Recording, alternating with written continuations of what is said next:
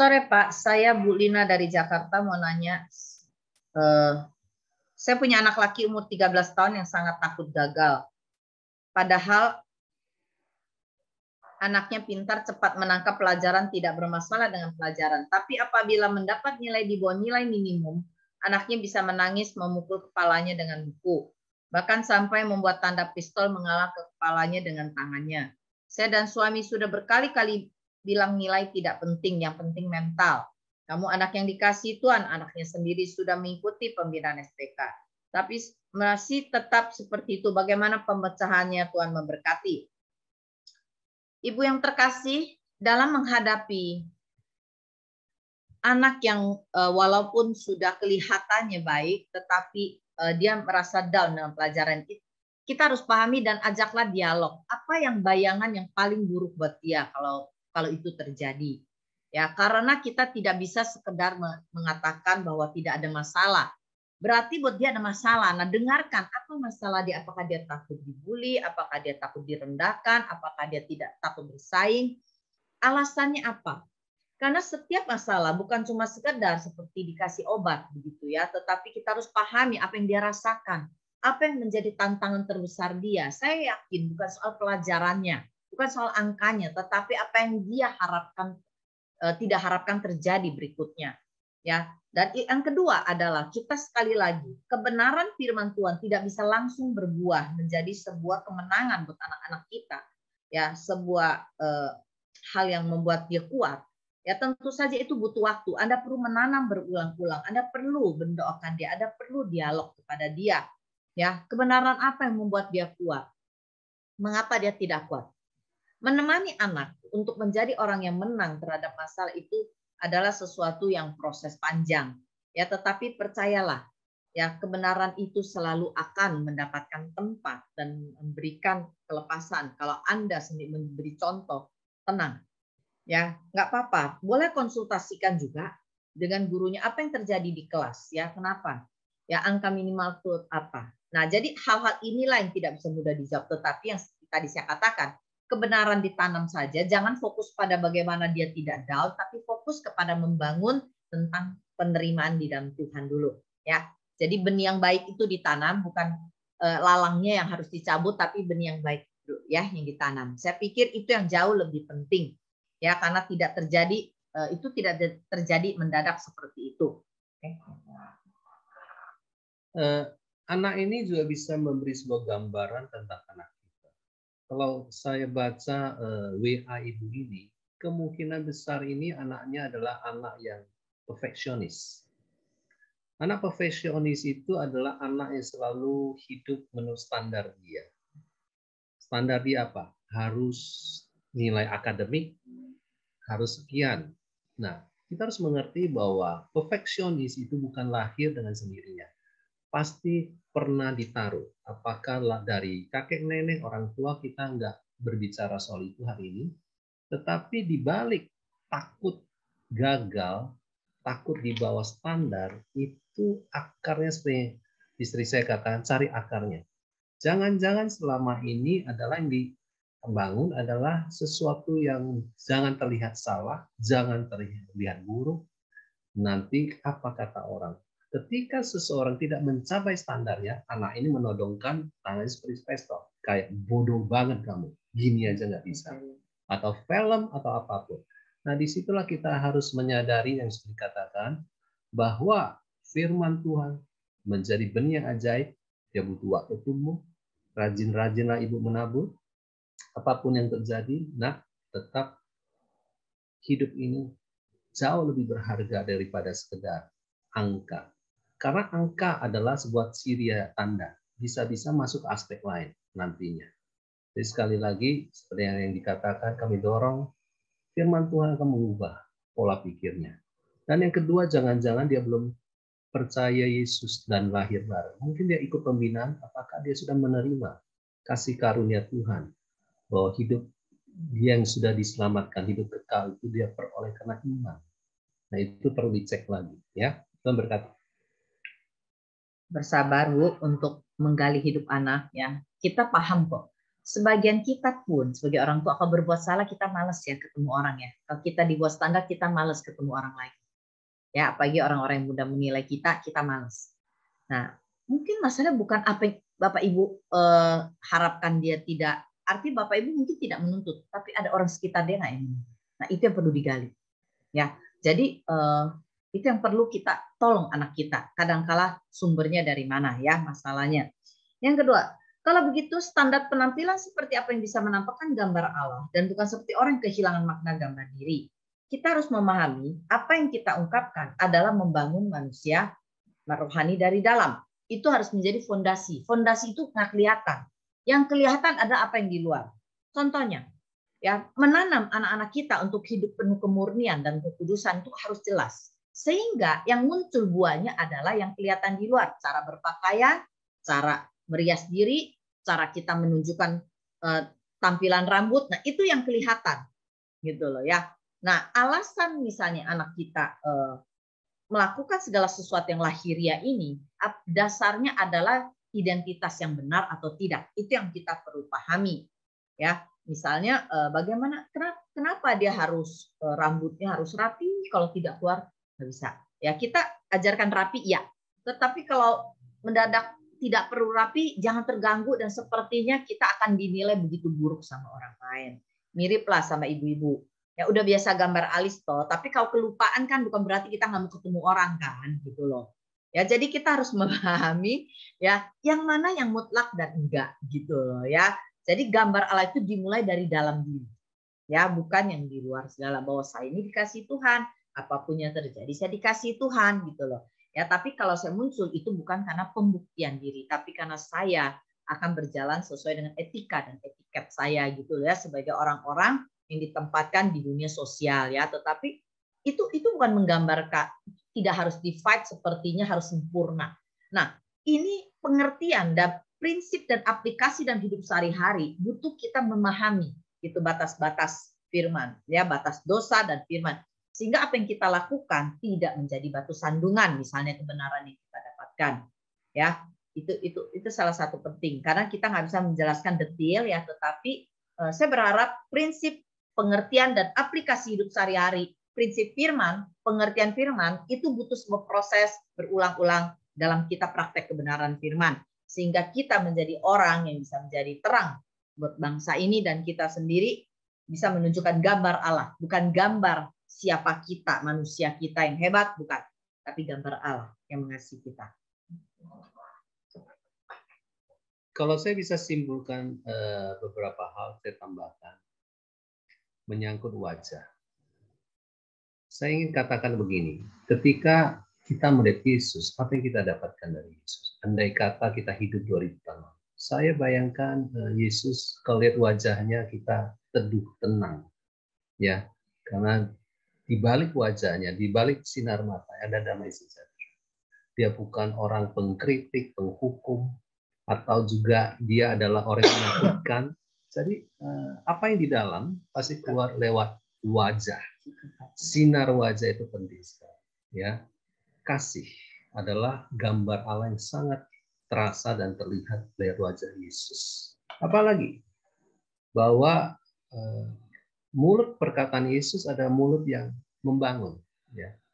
Perkataan yang meneguhkan, perkataan yang menghibur, bukan perkataan yang mengutuk, memarahi, ya, tapi itu sesuatu yang akan terlihat. Jadi kita harus mengerti bahwa setiap kita sudah ada Roh Kudus, Roh dari Tuhan sendiri, dan Yesus hadir dalam hidup kita, lihat Roh Kudus, ya. Malam anak saya perempuan 7,5 tahun dan laki 4,5 tahun. Anak yang laki suka menggoda kakaknya. Akibatnya yang perempuan suka marah dan teriak histeris ke adiknya. Padahal mereka selalu saling mencari. Saya udah coba ngomong time out, saling minta maaf. Tapi seperti makin lama makin menjadi-jadi kakaknya kalau marah ke adiknya. Apa yang harus kami lakukan untuk mengembangkan karakter yang baik dalam diri mereka? Ya, Anda harus memahami ya kenapa yang perempuan bisa histeris. Anda harus paham apa yang membuat dia terganggu.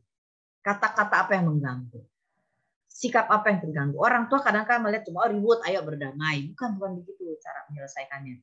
Ya, kita sedang mendidik anak kita. Banyak orang tua tidak cukup mendidik. Ya, tetapi menyelesaikan saja secara cepat. Gitu enggak. Mendidik anak kita harus cukup masuk dalam. Firman itu bukan tahu banyak, tapi kedalamannya yang harus dialami. Kedalaman arti paham bagaimana lakukan, bagaimana kita memahami. Ya mungkin ada rasa tidak aman buat kakaknya dengan tindakan tertentu, apalagi itu kakak adiknya gitu yang iseng gitu. Nah, itu setelah paham apa yang tidak menyenangkan, apa yang mengganggu dia. Saya ingat waktu kecil, saya itu ya kalau orang senggol saya apapun tidak masalah, tapi sekali ada satu orang, jangan kata laki, perempuan aja menyenggol pinggul saya itu, kesenggol aja semarah setengah mati. Saya dulu nggak ngerti kenapa ya saya begitu. Tapi setelah saya lihat ya, oh ya saya pernah ingat kejadian apa yang, oh saya ada sebuah trauma dalam kejadian apa yang saya diperlakukan seperti itu. Nah itulah yang membuat saya tidak pernah tergali. Gitu. Ya, nah Bapak Ibu harus memahami, kadang anak kita ada masalah-masalah tersembunyi yang kita tidak kuasai, tapi kita harus menolong anak kita keluar dari masalahnya yang tersembunyi itu. Ya, jadi penting ya. Kalau anak-anak saling mencari, ya karena mereka punya hubungan saudara, karena tidak menyinggung yang masalahnya itu. Ya, kalau cuma bermain, tapi kalau menyinggung masalah yang memicu itu, yang akar masalah tidak pernah tersentuh, itu yang perlu ditolong. Ya, jadi saya berharap para orang tua cukup peka ya, bukan cuma melihat masalahnya yang di luar saja. Oh lagi ributnya, ayo damai, saling salaman, bukan begitu Bapak Ibu. Ya, oke. Oke, yang berikutnya. Bagaimana cara agar firman Tuhan bukan cuma pengetahuan? Pas setiap peristiwa pergumulan anak harus kita bahas dengan ngomongin tentang Tuhan. Gini. Firman Alkitab bisa cuma menjadi pengetahuan kalau tidak pernah mengalami pengalaman kelahiran baru. Kenapa banyak anak muda sekarang kalau dengar firman, ya di gereja lah, susah main HP, tidak konsen. Kenapa? Kenapa tidak ada kehausan? Saya curiga, jangan-jangan belum lahir baru. Apa arti lahir baru? Artinya dia tidak sekadar percaya Tuhan, tapi dia juga memiliki kehausan akan Tuhan. Dia tahu dia orang berdosa, dia sudah diampuni. Banyak anak percaya Tuhan, tapi tidak pernah mengalami peristiwa pertobatan pertama. Ya, dari itu sekolah minggu. Tapi dia tidak pernah mengalami kehausan Tuhan. Nggak ada pengalaman pertamanya, sentuhan kasih Tuhan. Kenapa sentuhan kasih Tuhan? Karena kita orang berdosa yang diampuni dosa yang bukan.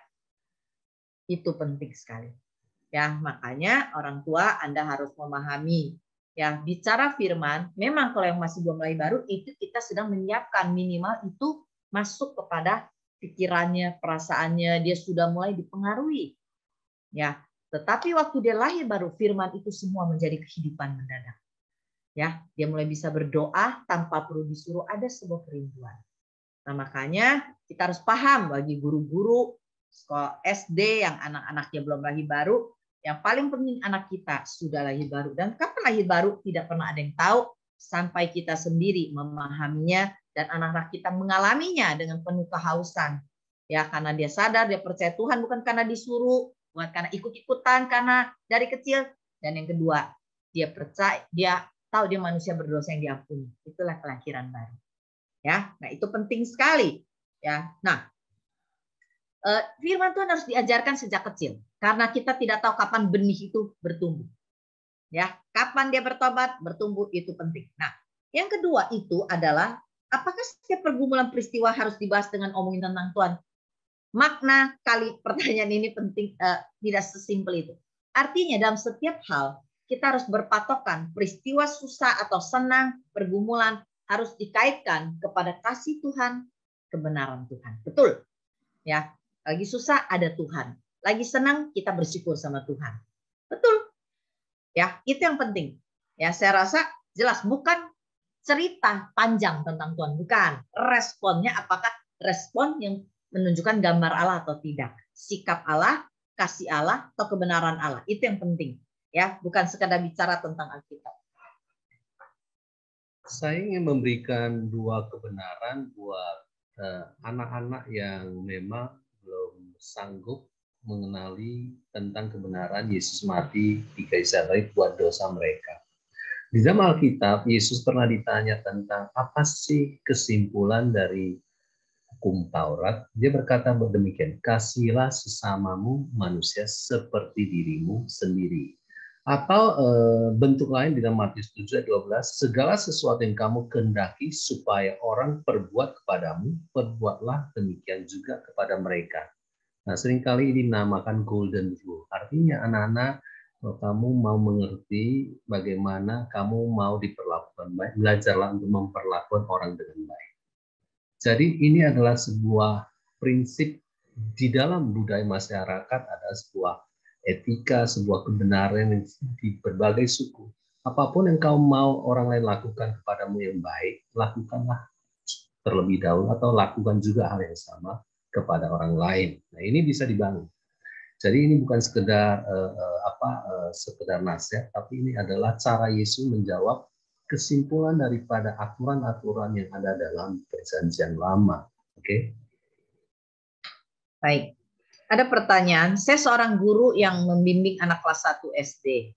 Dengan karakter yang beda, bagaimana mengatasi kemarahan terhadap anak-anak yang sangat suka melakukan keributan saat belajar, padahal belum bisa membaca. Baik, Ibu yang terkasih, ya kalau kita membimbing anak kelas 1 SD, ya kita sendiri harus menunjukkan tetap gambar Allah, karena kita sedang menanam benih kebenaran kepada mereka. Kita harus bisa memiliki wibawa sebagai guru. Ya, jangan terlalu banyak. Kalau lagi marah, Anda jangan ngomel-ngomel panjang. Ya, ibu-ibu suka begitu tuh, ngomel panjang. Nah, itu anak-anak tidak suka. Anda harus mendapatkan pengaruh buat anak Anda, ya, dengan tepat pada waktu yang tepat dan cara yang tepat tanpa banyak bicara.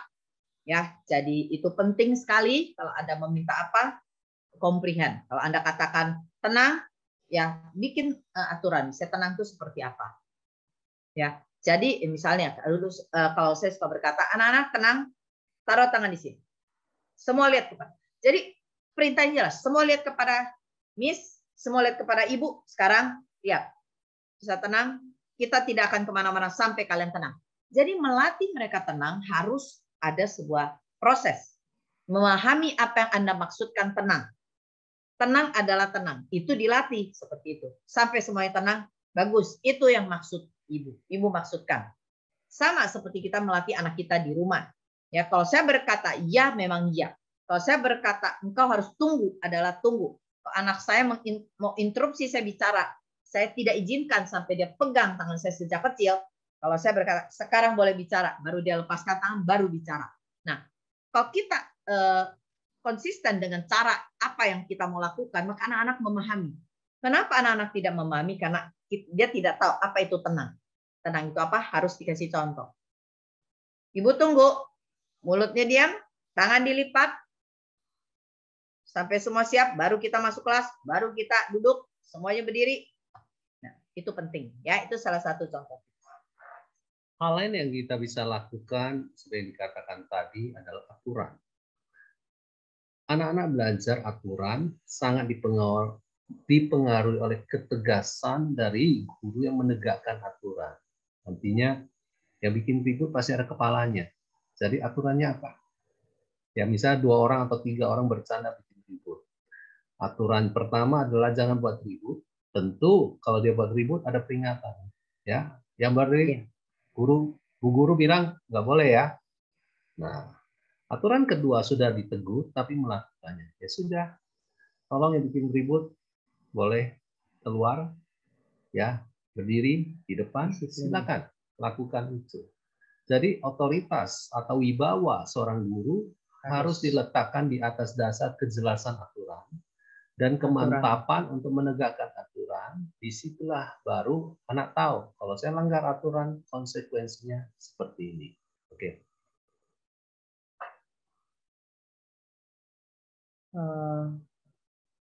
Saya mau tanya, saya dan suami tinggal berbeda, suami menjaga orang tua di luar kota, jadi anak-anak ikut dengan saya. Suami saya jarang komunikasi dengan anak. Sekali telepon paling nanya lagi apa, setelah itu selesai. Saya sudah diskusi dengan suami kalau mendidik anak ada tanggung jawab berdua. Tapi suami saya nggak pernah melakukan. Kalau anak saya berbuat salah, pasti suami selalu menyalahkan saya. Pasti dibilang saya tidak mendidik anak. Bagaimana caranya Bu untuk memberikan pengertian pada suami supaya bertanggung jawab mendidik anak, bukan saya saja tapi kami berdua. Ibu Ririn yang terkasih, saya ingin katakan ya, kalau suami Anda belum mendapatkan kebenaran tentang mendidik anak, maka dia perlu ditolong untuk mendengar secara pribadi ya sesi tentang mendidik anak. Ya, biarkan dia dengan pribadi dan doakan supaya dia mendapat pemahamannya. Yang kedua, Anda kalau melihat suami belum bisa menolong, maka Anda harus bertindak sementara ini sebagai orang tanda kutip fungsinya adalah orang tua tunggal. Ya, karena Anda tetap tidak bisa menunggu suami Anda berubah untuk mendidik anak-anak Anda.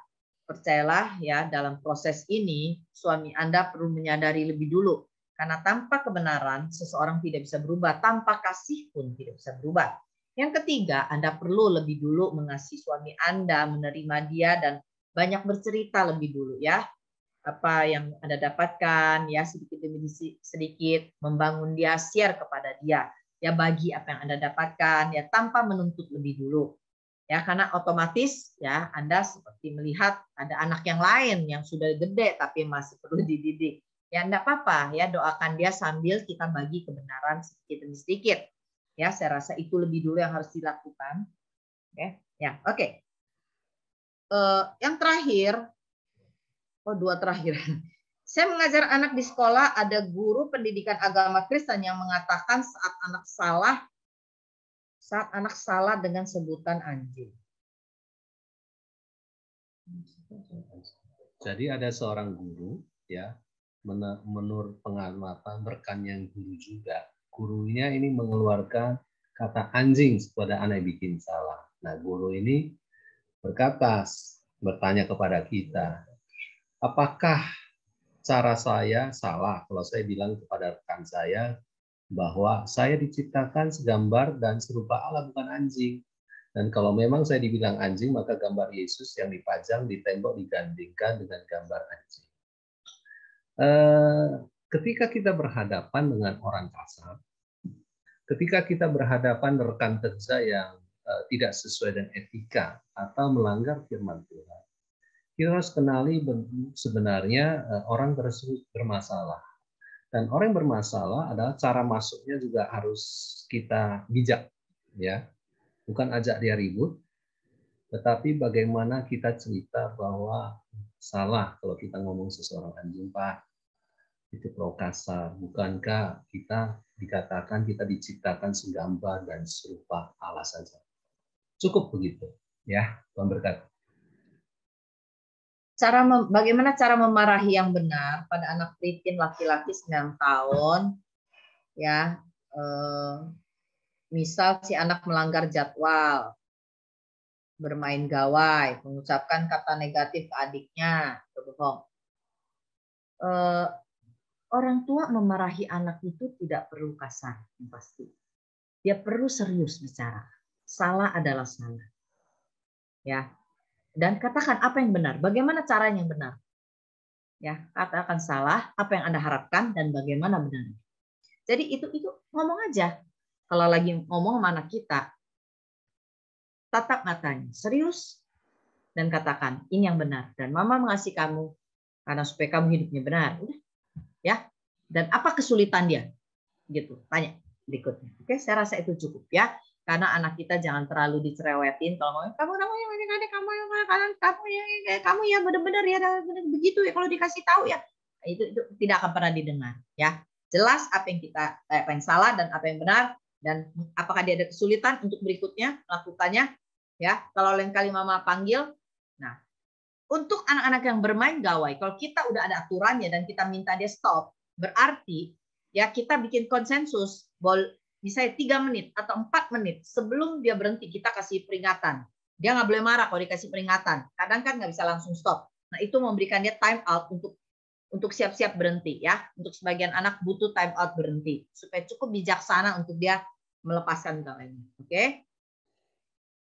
Yang terakhir, malam anak saya yang berumur 3 tahun 8 bulan. Anak saya masih belum lancar bicara. Saya melatihnya tetapi dia suka tidak fokus. Saya seringkali jadi marah-marah kepada anak saya yang 3 tahun 8 bulan ini dan sering memperkatakan sia-sia karena saya jadinya membandingkan dengan anak lain yang seusia dia di mana sudah lancar bicara ataupun adiknya yang masih setahun. Saya lihat akibatnya anak saya jadi suka teriak-teriak.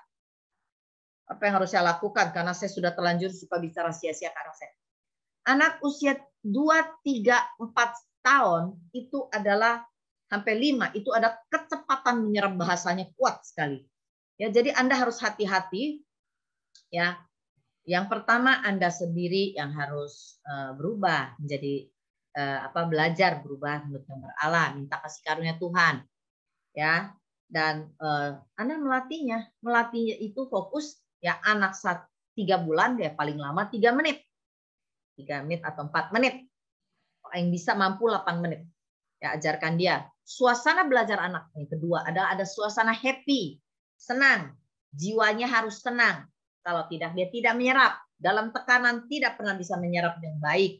Ya, waktu dia melihat Anda marah, berarti dia takut, berarti dia menyerap apa yang Anda yang salah itu bukan yang baik. Ya. Nah, jadi sembuhkan anak kita.